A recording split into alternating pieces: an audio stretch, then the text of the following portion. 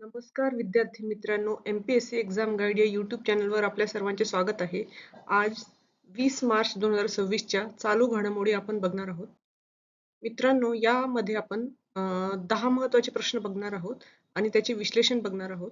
आणि तुम्हाला जर अशाच प्रकारचे क्वेश्चन हवे असतील तर MPSC एक्झाम गाईड या चॅनलला तुम्ही नक्कीच सबस्क्राईब करा. आता पहिला प्रश्न बघू आपण. नॅशनल स्टॅटिस्टिकल ऑफिस म्हणजेच NSOच्या अहवालानुसार फेब्रुवारी 2026 मध्ये भारताचा एकूण बेरोजगारीचा दर किती होता? तर 4.9% हा दर होता. जानेवारी 2026 मध्ये हा 5% होता. तो फेब्रुवारीमध्ये थोडा कमी होऊन 4.9% झाला. तर शहरी भागात बेरोजगारीचा दर हा 60% वरून 6.6% झाला आणि ग्रामीण भागात हा दर 4.2% वर स्थिर राहिला. तर याचं योग्य उत्तर आहे 4.9%. पुढील प्रश्न बघू. भारत सरकारने नॅशनल क्वांटम मिशन अंतर्गत किती संस्थांमध्ये क्वांटम लॅब्स स्थापन करण्यास मंजुरी दिली आहे? तर याचे योग्य उत्तर आहे 23. तर क्वांटम तंत्रज्ञानातील प्रगत शिक्षण आणि संशोधनाला चालना देण्यासाठी देशभरात 23 संस्थांची निवड करण्यात आली. केंद्रीय विज्ञान आणि तंत्रज्ञान मंत्री जितेंद्र सिंह यांच्या अध्यक्षतेखाली या बैठकीत या महत्त्वपूर्ण निर्णयाचा आढावा घेण्यात आला. तर याचे योग्य उत्तर आहे 23. 23 क्वांटम लॅब स्थापन करण्यात आले.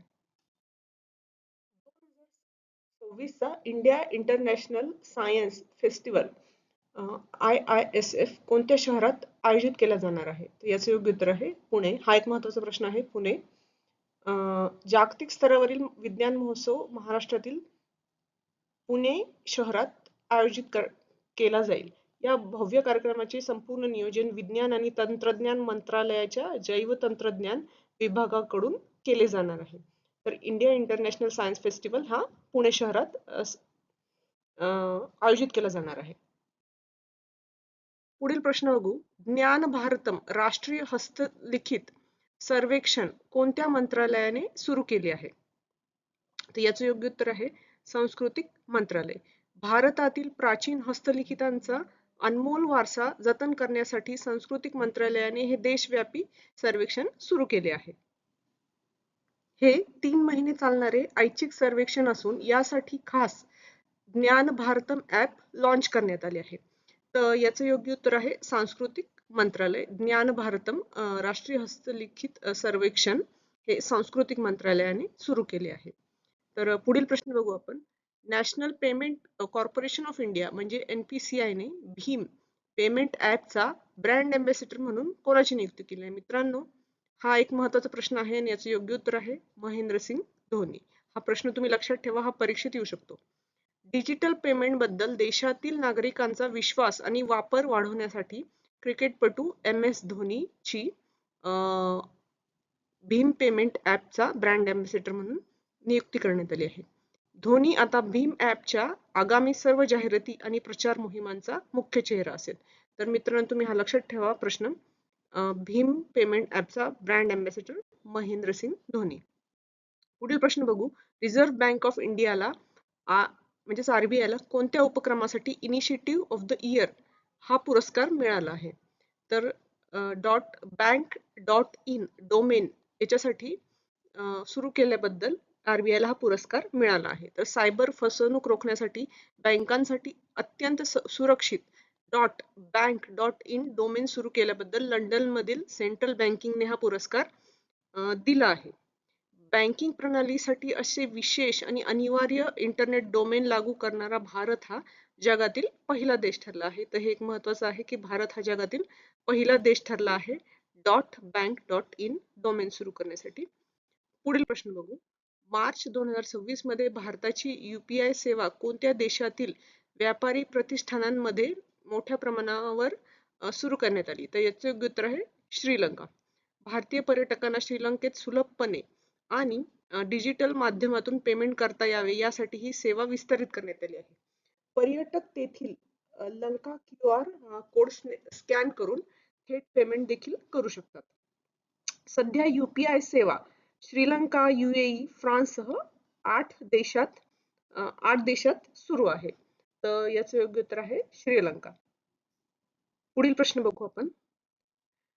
ड्राविडा वाझानिया ही कोणत्या प्राण्याची नवीन प्रजाती केरळमध्ये शोधली गेली आहे? तर याचं योग्य उत्तर आहे गांडूळ. केरळमधील वाझानी धरण परिसरात संशोधकांनी गांडुळाची ही नवीन प्रजाती शोधली आहे. या महत्वपूर्ण पर्यावरण विषयक शोधामुळे भारतातील द्राविडा प्रजातीची एकूण संख्या आता 83 वर पोहोचली आहे.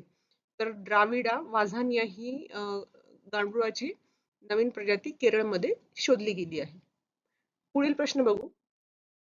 भारतात दरवर्षी 16 मार्च रोजी कोणता दिवस साजरा केला जातो? हा एक महत्वाचा प्रश्न आहे. तर याचं योग्य उत्तर आहे राष्ट्रीय लसीकरण दिवस. तर हा का साजरा केला जातो याचं उत्तर दिलेलं आहे. 16 मार्च 2095 रोजी भारतात पोलिओ लसीचा पहिला डोस देण्यात आला होता. त्याच्या स्मरणार्थ हा दिवस साजरा केला जातो.